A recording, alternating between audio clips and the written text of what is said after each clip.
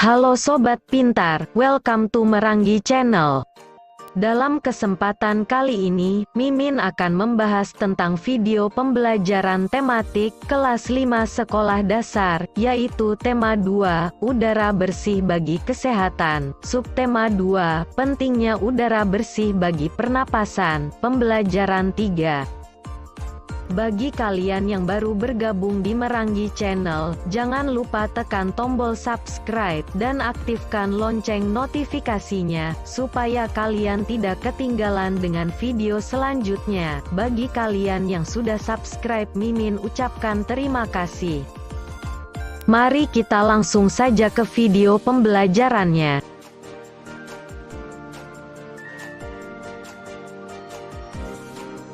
Pada hari Minggu, warga di daerah tempat tinggal Edo mengadakan kerja bakti. Mereka membersihkan sampah-sampah yang menumpuk. Selama ini bau busuk dari tumpukan sampah telah mencemari udara di lingkungan tempat tinggal itu. Warga harus menutup hidung saat melewati tumpukan sampah yang membusuk itu. Sebelum melakukan kerja bakti, seminggu sebelumnya warga bermusyawarah untuk mencari pemecahan dari masalah sampah. Selain menggunung dan berbau busuk, kadang-kadang tempat sampah itu terlihat berantakan karena ada beberapa orang yang berusaha mencari botol-botol bekas untuk didaur ulang. Akibatnya, pemandangan dan udara di lingkungan sekitar tempat sampah jadi kotor dan bau. Setelah bermusyawarah, warga mendapat sebuah penyelesaian. Warga akan menyiapkan dua macam tempat sampah. Satu tempat sampah untuk menampung sampah-sampah yang dapat didaur ulang seperti kertas dan botol-botol bekas. Tempat sampah lainnya digunakan untuk menampung sampah-sampah yang dapat membusuk, misalnya dedaunan dan sisa-sisa sayur. Selanjutnya sampah-sampah yang dapat membusuk itu akan diolah menjadi pupuk kompos yang dapat digunakan warga untuk memupuk tanaman. Dalam kegiatan musyawarah dan kerja bakti itu seluruh warga ikut berperan serta. Keikutsertaan warga dalam musyawarah dan kerja bakti merupakan salah satu bentuk tanggung jawab warga dalam menjaga kebersihan lingkungan. Kapan kerja bakti dilakukan? Kerja bakti dilakukan pada hari Minggu. Di mana kerja bakti dilakukan? Kerja bakti dilakukan di daerah tempat tinggal Edo. Mengapa kerja bakti dilakukan? Kerja bakti dilakukan karena sampah sudah menumpuk dan mengeluarkan bau busuk yang mencemari udara. Siapa yang mengikuti kerja bakti? Kerja bakti diikuti oleh warga daerah tempat tinggal Edo. Apa yang dilakukan warga seminggu sebelum melakukan kerja bakti? Seminggu sebelum melakukan kerja bakti, warga bermusyawarah untuk mencari pemecahan dari masalah sampah. Bagaimana hasil musyawarah terkait penyelesaian dari masalah yang dihadapi warga? Warga akan menyiapkan dua macam tempat sampah. Satu tempat sampah untuk menampung sampah-sampah yang dapat didaur ulang seperti kertas dan botol-botol bekas. Tempat sampah lainnya digunakan untuk menampung sampah-sampah yang dapat membusuk, misalnya dedaunan dan sisa-sisa sayur. Mengapa warga menyediakan dua macam tempat sampah? Warga menyediakan dua macam tempat sampah, untuk memisahkan antara sampah yang bisa didaur ulang dengan sampah yang bisa diolah menjadi kompos. Pada subtema 1 kamu telah mengetahui makna tanggung jawab dan jenis-jenis tanggung jawab sebagai warga masyarakat. Selain tanggung jawab, kita juga mempunyai hak dan kewajiban sebagai warga masyarakat. Hak, kewajiban, dan tanggung jawab merupakan tiga hal yang berbeda, tetapi saling berkaitan erat satu sama lain dan tidak bisa dipisahkan. Bagaimana tidak, hak dan kewajiban bersifat kodrati, yakni melekat bersama kelahiran manusia. hak dan kewajiban tersebut harus dilaksanakan secara bertanggung jawab oleh pihak yang bersangkutan. Orang yang tidak melaksanakan hak dan kewajibannya dapat dikatakan sebagai orang yang tidak bertanggung jawab. Bagaimanakah perbedaan antara hak, kewajiban, dan tanggung jawab? Pahamilah uraian berikut ini. 1. Hak sebagai warga masyarakat. Hak berarti sesuatu yang mutlak menjadi milik seseorang dan penggunaannya tergantung kepada orang yang bersangkutan. Jadi, hak warga masyarakat adalah sesuatu yang mutlak menjadi milik seseorang yang berkedudukan sebagai warga masyarakat. Bentuk hak warga masyarakat seperti berikut. A. Mendapatkan perlindungan hukum. B. Mendapatkan pekerjaan dan penghidupan yang layak. C. Menikmati lingkungan bersih. D. Hidup tenang dan damai. E. Bebas memilih, memeluk, dan menjalankan agama. F. Berpendapat dan berorganisasi. G. Mengembangkan kebudayaan daerah. 2. Kewajiban sebagai warga masyarakat.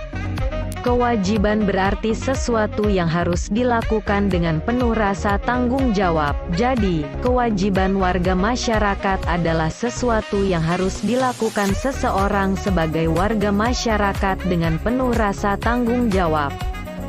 Bentuk kewajiban warga masyarakat seperti berikut. A. Mematuhi aturan atau norma yang berlaku dalam masyarakat. B. Menjaga ketenangan dan ketertiban lingkungan masyarakat.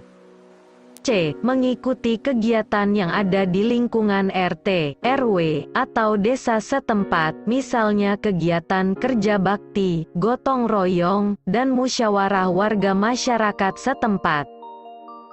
D. Menghormati tetangga di lingkungan tempat tinggal. E. Membantu tetangga yang terkena musibah. F. Menjaga kebersihan lingkungan tempat tinggal. Jenis usaha ekonomi yang dikelola sendiri ataupun kelompok. Amatilah kegiatan ekonomi di lingkungan sekitarmu. Bagaimana pengelolaan kegiatan ekonomi tersebut? Jika dicermati, kegiatan ekonomi tersebut ada yang dikelola sendiri. Ada pula yang dikelola secara berkelompok. Mari simak pembahasan lebih mendalam. 1. Jenis usaha ekonomi yang dikelola sendiri. Tahukah kamu, apa sajakah jenis usaha ekonomi yang dikelola sendiri? Usaha yang dikelola sendiri disebut usaha perorangan. Tahukah kamu, apa sajakah jenis usaha ekonomi yang dikelola sendiri? Usaha yang dikelola sendiri disebut usaha perorangan. Contoh usaha ekonomi perorangan sebagai berikut. A. Usaha pertanian. Sebagian besar usaha pertanian dikelola secara perorangan. Usaha ini memiliki modal terbatas, lahan yang digarap petani biasanya terbatas, lahan persawahan dan tegalan. Namun, ada juga usaha pertanian yang dilakukan secara besar-besaran. B. Usaha perdagangan. Usaha perdagangan secara perorangan biasanya berskala kecil dan sedang. Contohnya, pedagang asongan, pedagang keliling, pedagang kaki lima, pedagang di pasar, warung, dan toko kelontong. C. Usaha jasa. Perhatikan usaha jasa perorangan di daerah sekitarmu. Coba sebutkan usaha jasa tersebut. Secara umum, banyak usaha jasa yang dikelola secara perorangan. Contohnya, usaha fotokopi, bengkel, potong rambut, dan penjualan pulsa. D. Industri kecil. Industri kecil yang dikelola perorangan merupakan industri rumahan. Contohnya, usaha kerajinan tangan berupa pembuatan keramik, souvenir, tembikar, anyaman, dan mebel. 2. Usaha ekonomi yang dikelola kelompok. Usaha ekonomi ini dikelola secara bersama, baik modal, pengelolaan, maupun keuntungan. Bentuk usaha ekonomi bersama adalah sebagai berikut. A. Firma. Firma adalah usaha ekonomi bersama yang didirikan oleh sekurangnya dua sekutu. Pendiri firma biasanya orang-orang yang saling kenal satu dengan yang lain. Setiap anggota firma memiliki hak untuk bertindak atas nama firma. Anggota firma juga bertanggung jawab secara penuh atas risiko kerugian firma. Usaha berbentuk firma biasa bergerak di bidang layanan konsultasi hukum dan keuangan. B. Persekutuan komanditer. Persekutuan komanditer atau CV didirikan oleh sekurangnya dua orang yang menyetorkan modal. Pada CV terdapat dua jenis sekutu, yaitu sekutu aktif dan sekutu pasif. Sekutu aktif berperan sebagai investor dan pengelola CV. Sekutu pasif berperan sebagai investor tanpa terlibat dalam pengelolaan CV. Usaha berbentuk CV dapat dikembangkan dari firma. Ini dimungkinkan jika firma ingin memperluas usahanya dan membutuhkan banyak modal. C. Perseroan terbatas. Perseroan terbatas (PT) adalah usaha bersama yang modalnya berupa kumpulan saham. Saham diartikan sebagai bukti kepemilikan suatu perusahaan atas penyetoran modal. Setiap saham memiliki nilai nominal tertentu. Pemilik saham akan memperoleh keuntungan berupa dividen. Bagi perseroan yang ingin mengembangkan dan memperluas usaha, sahamnya dapat diperdagangkan di pasar modal. D. Badan usaha milik negara. Badan usaha milik negara (BUMN) atau perusahaan negara yaitu sebuah perusahaan yang seluruh atau sebagian modalnya dimiliki negara. BUMN dapat berbentuk perusahaan umum, perum, dan perseroan terbatas (PT). BUMN bergerak di bidang usaha yang bersifat strategis atau vital. Di Indonesia juga terdapat badan usaha milik daerah (BUMD) atau perusahaan daerah. BUMD merupakan perusahaan yang modalnya dimiliki pemerintah daerah. Apa sajakah tujuan pendirian BUMD? Tujuan pendirian BUMD sebagai berikut. 1. Ikut melaksanakan pembangunan ekonomi daerah dan pembangunan ekonomi nasional. 2. Memenuhi kebutuhan rakyat dan menyediakan lapangan kerja untuk mewujudkan masyarakat adil dan makmur. E. Koperasi. Di Indonesia berkembang usaha bersama yang bertujuan menyejahterakan anggotanya. Usaha yang dimaksud adalah koperasi. Menurut Undang-Undang Nomor 25 Tahun 1992 tentang Perkoperasian, koperasi adalah badan usaha yang beranggotakan orang-orang atau badan hukum koperasi dengan melandaskan kegiatannya berdasarkan prinsip koperasi sekaligus gerakan ekonomi rakyat yang berdasarkan asas kekeluargaan. Koperasi sesuai dengan UUD 1945 Pasal 33 Ayat 1, yaitu bentuk perekonomian disusun atas usaha bersama berdasarkan asas kekeluargaan. Koperasi sesuai dengan UUD 1945 Pasal 33 Ayat 1, yaitu bentuk perekonomian disusun atas usaha bersama berdasarkan asas kekeluargaan. Koperasi pertama kali dikembangkan oleh Dr. Andes Muhammad Hatta. Atas perannya tersebut beliau dijuluki Bapak Koperasi Indonesia. Ada berapa bentuk koperasi yang berkembang di Indonesia? Bentuk-bentuk koperasi di Indonesia sebagai berikut. 1. Koperasi konsumsi. Koperasi konsumsi, yaitu usaha bersama yang menyediakan berbagai barang konsumsi untuk memenuhi kebutuhan sehari-hari. Contohnya beras, gula, minyak, sabun, peralatan rumah tangga, dan barang elektronik. Tujuannya memenuhi kebutuhan konsumsi sehari-hari bagi anggota dengan harga dan mutu layak.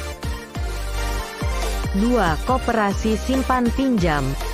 Koperasi simpan pinjam, yaitu usaha bersama yang menyediakan layanan simpan dan pinjam.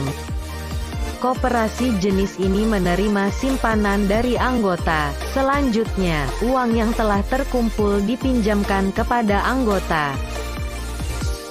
3. Koperasi produksi. Koperasi produksi, yaitu usaha bersama yang menyediakan bahan baku produksi dan menyalurkan hasil produksi anggotanya. Koperasi ini beranggotakan para produsen atau pengusaha, misalnya pengusaha batik, tahu dan tempe, serta sapi perah. 4. Koperasi jasa. Koperasi jasa, yaitu usaha bersama yang menyediakan layanan atau jasa tertentu bagi anggotanya, contohnya, koperasi angkutan. 5. Koperasi serba usaha. Koperasi serba usaha, yaitu usaha bersama mengelola berbagai jenis usaha, misalnya penyediaan barang konsumsi, simpan pinjam, penyediaan bahan baku, dan penyaluran hasil produksi, contohnya, koperasi unit desa atau KUD. Apakah kamu pernah ikut kerja bakti membersihkan lingkungan? Sikap-sikap apa yang ada pada kegiatan kerja bakti? Tolong-menolong, kerjasama, dan saling membantu.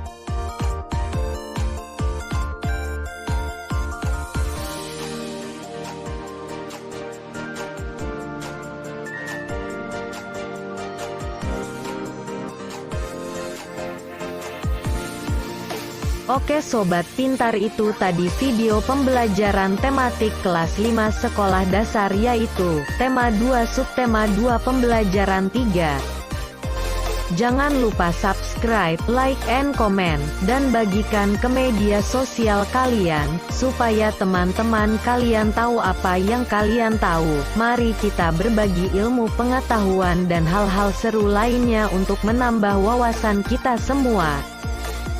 Terima kasih sudah menonton, mohon maaf kalau ada salah. Sampai jumpa di video selanjutnya.